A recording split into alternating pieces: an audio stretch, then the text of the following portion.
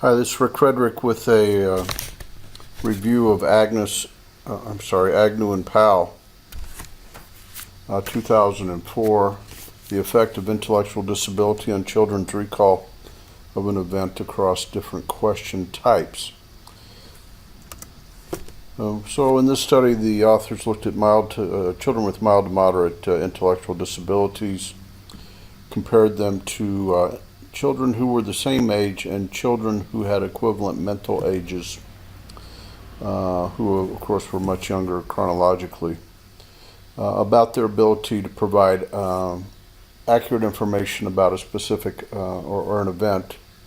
How much specificity could they have? So they have children 9 to 12 years old with intellectual disabilities watched a magic show. 3 days after the show, the children received a biasing interview with 7 false and 7 true details about the show. A second interview used open-ended questions until moving to more specific questions. If they said they didn't know the answer to the specific questions, forced choice questions were asked, which included a correct answer and incorrect, or the biasing answer and answer that had not been used before. So here are the results. In column 1 here we see the number of items mentioned by each group.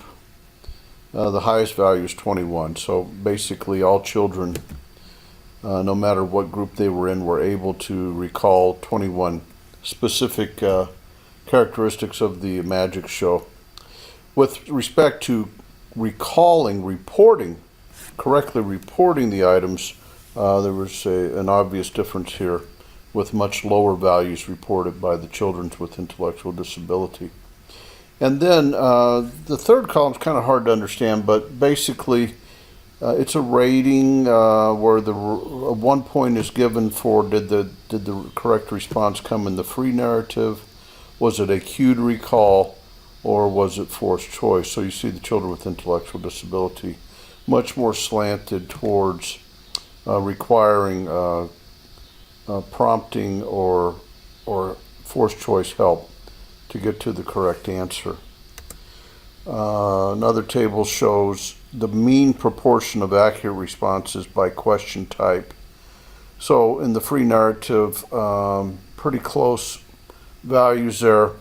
Specific cued recall and forced choice recall, the children with intellectual disabilities were less accurate. And finally, the mean number of specific items reported during the free narrative showed again much lower values for the children with intellectual disabilities. Now, the authors are questioning, why is it true that children with intellectual disabilities did worse than their counterparts with respect to mental age? We understand why the chronological age would make sense, but they hypothesize that it has to do with the ability of the children to engage effectively in interactional conversation. They noted that the children appear to be more anxious and self-conscious.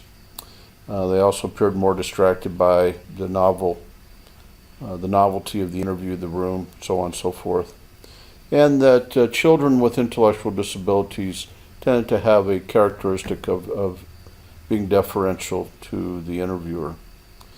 They noted that children who were offered the opportunity for free narrative prior to any specific question were still able to give substantially correct information during that part. Thank you very much.